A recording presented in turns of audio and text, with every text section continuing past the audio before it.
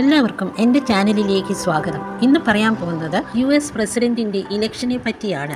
ഓരോ 4 വർഷത്തിലും നവംബറിലെ ആദ്യ തിങ്കളാഴ്ചയ്ക്ക് ശേഷമുള്ള ആദ്യത്തെ ചൊവ്വാഴ്ചയാണ് അമേരിക്കൻ പ്രസിഡന്റ് തിരഞ്ഞെടുപ്പ് നടക്കുന്നത്. അടുത്ത US പ്രസിഡന്റ് തിരഞ്ഞെടുപ്പ് നടക്കുന്നത് 2024 നവംബർ 5-നാണ്. യുണൈറ്റഡ് സ്റ്റേറ്റ്സിൻ്റെ പ്രസിഡന്റിൻ്റെയും വൈസ് പ്രസിഡന്റിൻ്റെയും തിരഞ്ഞെടുപ്പ് ഒരു പരോക്ഷ തിരഞ്ഞെടുപ്പാണ്. അതിൽ 50 US സ്റ്റേറ്റുകളിലോ വാഷിംഗ്ടൺ DC-യിലോ വോട്ട് ചെയ്യാൻ രജിസ്റ്റർ ചെയ്തിട്ടുള്ള യുണൈറ്റഡ് സ്റ്റേറ്റ്സിലെ പൗരന്മാർ ആ ഓഫീസുകളിലേക്ക് നേരിട്ട് വോട്ട് രേഖപ്പെടുത്തുന്നില്ല. പകരം ഇലക്ട്രൽ കോളേജ് എന്ന പ്രക്രിയയിലൂടെ ഇലക്ടർമാരെ അവർ തിരഞ്ഞെടുക്കുന്നു. പ്രസിഡന്റ് ആകാൻ ആഗ്രഹിക്കുന്ന നിരവധി പേരുണ്ട്. ഓരോരുത്തർക്കും സർക്കാർ എങ്ങനെ പ്രവർത്തിക്കണം എന്നതിനെക്കുറിച്ച് അവരുടേതായ ആശയങ്ങളുണ്ട്. സമാന ആശയങ്ങളുള്ളവർ ഒരേ പൊളിറ്റിക്കൽ പാർട്ടിയിൽ പെട്ടവരാണ്. ഇവിടെയാണ് പ്രൈമറികളും കോക്കോസുകളും വരുന്നത്. ഓരോ പൊളിറ്റിക്കൽ പാർട്ടിയിലെയും സ്ഥാനാർത്ഥികൾ തങ്ങളുടെ പാർട്ടിയുടെ അംഗങ്ങളുടെ പ്രീതി നേടാൻ രാജ്യത്തുടനീളം പ്രചാരണം നടത്തുന്നു. ഫെബ്രുവരിയിൽ ആരംഭിക്കുന്ന പ്രധാന വോട്ടിംഗ് ഇവൻറ്റുകൾ പ്രൈമറികളും കോക്കസുകളും വരാനിരിക്കുന്ന കൺവെൻഷനുകളിൽ ജനങ്ങളെ പ്രതിനിധീകരിക്കുന്ന റെപ്രസെൻറ്റേറ്റീവ്സിനെ തിരഞ്ഞെടുക്കുന്നതിലേക്ക് നയിക്കും. ദേശീയ കൺവെൻഷനുകളിൽ അന്തിമ പ്രസിഡന്റ് സ്ഥാനാർത്ഥിയെ തിരഞ്ഞെടുക്കാൻ ഓരോ പാർട്ടിയും ഒരു ദേശീയ കൺവെൻഷൻ നടത്തുന്നു. ജനങ്ങളെ പ്രതിനിധീകരിക്കാൻ തിരഞ്ഞെടുത്ത പ്രൈമറികളിൽ നിന്നും കോക്കസുകളിൽ നിന്നുമുള്ള സംസ്ഥാന പ്രതിനിധികൾ ഇപ്പോൾ അവരുടെ പ്രിയപ്പെട്ട സ്ഥാനാർത്ഥികളെ അംഗീകരിക്കും. കൂടാതെ ഓരോ പാർട്ടിയിൽ നിന്നുമുള്ള അന്തിമ പ്രസിഡന്റ് നോമിനിയെ കൺവെൻഷനുകളുടെ അവസാനം ഔദ്യോഗികമായി പ്രഖ്യാപിക്കും. US പ്രസിഡന്റ് സ്ഥാനത്തേക്ക് മത്സരിക്കാനുള്ള മാനദണ്ഡങ്ങൾ എന്തൊക്കെയാണെന്ന് നോക്കാം. ആ ആൾ US-ലെ നാച്ചുറൽ ബോൺ സിറ്റിസൺ ആയിരിക്കണം. കുറഞ്ഞത് 35 വയസ്സ് പ്രായമുണ്ടായിരിക്കണം. 14 വർഷമായി അമേരിക്കയിൽ സ്ഥിരതാമസക്കാരനായിരിക്കണം. ഒരു സ്ഥാനാർത്ഥി അവരുടെ പ്രചാരണത്തിനായി $5000 കൂടുതൽ സ്വരൂപിക്കുകയോ ചെലവാക്കുകയോ ചെയ്താൽ അവർ ഫെഡറൽ ഇലക്ഷൻ കമ്മീഷനിൽ രജിസ്റ്റർ ചെയ്യണം. പ്രചാരണ ഫണ്ട് ശേഖരിക്കുന്നതിനും ചെലവഴിക്കുന്നതിനുമായി ഒരു പ്രധാന പ്രചാരണ സമിതിയെ നാമകരണം ചെയ്യുന്നതും ഉൾപ്പെടുന്നു. കൺവെൻഷനിൽ പ്രസിഡന്റ് നോമിനി വൈസ് പ്രസിഡന്റ് സ്ഥാനത്തേക്ക് തങ്ങളോടൊപ്പം ആരൊക്കെ മത്സരിക്കുമെന്ന് ഒഫീഷ്യലായി പ്രഖ്യാപിക്കുന്നു. പ്രധാന പൊളിറ്റിക്കൽ പാർട്ടികൾ അവരുടെ പാർട്ടിയുടെ ദേശീയ കൺവെൻഷനിൽ പ്രസിഡന്റും വൈസ് പ്രസിഡന്റും സ്ഥാനാർത്ഥികളെ നാമനിർദ്ദേശം ചെയ്യുന്നു. പൊതു തിരഞ്ഞെടുപ്പ് ബാലറ്റിൽ സ്ഥാനാർത്ഥികളുടെ പേരുകൾ രേഖപ്പെടുത്തുന്നു. മൈനർ പൊളിറ്റിക്കൽ പാർട്ടികളുടെയും സ്വതന്ത്ര പാർട്ടികളുടെ സ്ഥാനാർത്ഥികൾക്കും ദേശീയ കൺവെൻഷൻ ഉണ്ടായിരിക്കണമെന്നില്ല. എന്നാൽ അവർ യോഗ്യത ആവശ്യകതകൾ പാലിക്കുന്നുണ്ടെങ്കിൽ സംസ്ഥാന അടിസ്ഥാനത്തിൽ ബാലറ്റിൽ അവരുടെ പേരുണ്ടായിരിക്കാം. ഇലക്ട്രൽ കോളേജ് പ്രോസസ്സ് എങ്ങനെയാണെന്ന് നോക്കാം.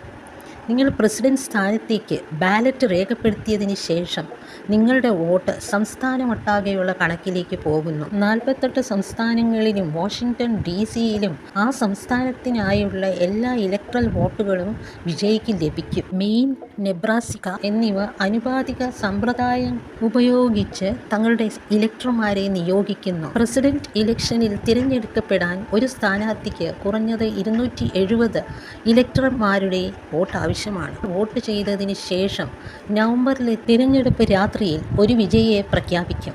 എന്നാൽ യഥാർത്ഥ ഇലക്ട്രൽ കോളേജ് വോട്ട് ഡിസംബർ പകുതിയോടെ അവരുടെ സംസ്ഥാനങ്ങളിൽ ഇലക്ടർമാർ യോഗം ചേരുമ്പോഴാണ് നടക്കുന്നത്.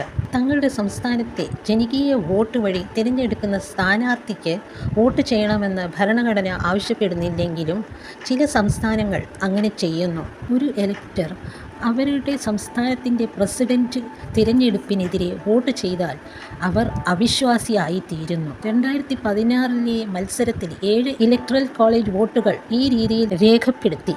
എന്നാൽ വിശ്വാസമില്ലാത്ത വോട്ടർമാർ ഫലങ്ങളെ ബാധിച്ചില്ല. 2016 ഡൊണാൾഡ് ട്രംപിന് ഹിലാരി ക്ലിന്റണേക്കാൾ ഏകദേശം 3 ദശലക്ഷം വോട്ടുകൾ കുറവായിരുന്നു.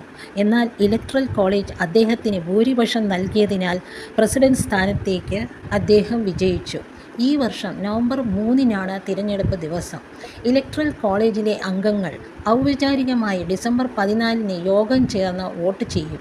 അവരുടെ വോട്ടുകൾ എണ്ണി 2025 ജാനുവരിയിൽ വിജയിയെ പ്രഖ്യാപിക്കും. ഇലക്ട്രൽ കോളേജിൽ 538 വോട്ടുകൾ അടങ്ങിയിരിക്കുന്നു. അതിൽ 270 എണ്ണം പ്രസിഡന്റ് തിരഞ്ഞെടുപ്പിൽ വിജയിക്കാൻ ആവശ്യമാണ്.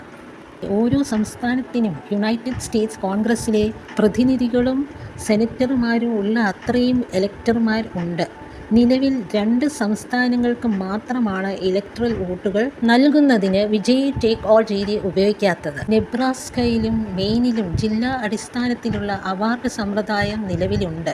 അത് അവരുടെ വോട്ടുകൾ വിജയിക്കുന്ന സ്ഥാനാർത്ഥിക്ക് വിഭജിക്കുന്നതിന് കാരണമാകുന്നു. ഫെഡറൽ നിയമമനുസരിച്ച് വോട്ടർമാർ അവരുടെ സംസ്ഥാനങ്ങളിൽ ഒത്തുകൂടുകയും ഡിസംബറിലെ 2ാമത്തെ ബുധനാഴ്ചയ്ക്ക് ശേഷമുള്ള ആദ്യ തിങ്കളാഴ്ച അതാത് സംസ്ഥാന തലസ്ഥാനത്ത് യോഗം ചേർന്ന് പ്രസിഡന്റിനും വൈസ് പ്രസിഡന്റിനുമുള്ള പ്രത്യേക ബാലറ്റുകളിൽ ഇലക്ട്രൽ വോട്ടുകൾ രേഖപ്പെടുത്തുന്നു. ജനുവരി 1 സെനറ്റിന്റെ പ്രസിഡന്റ് എന്ന നിലയിൽ സിറ്റിംഗ് വൈസ് പ്രസിഡന്റാണ് മൊത്തം ഇലക്ട്രൽ കോളേജ് വോട്ടെണ്ണം തുറക്കുന്നത്. ഒരു സ്ഥാനാർത്ഥിക്കും ഇലക്ട്രൽ വോട്ടിന്റെ ഭൂരിപക്ഷം ലഭിക്കുന്നില്ലെങ്കിൽ 12ാം ഭേദഗതിയിൽ പറഞ്ഞിരിക്കുന്ന നിയമങ്ങൾ അനുസരിച്ചാണ് പ്രസിഡന്റിനെ നിശ്ചയിക്കുന്നത്.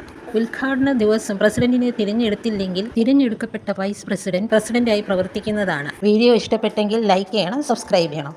താങ്ക്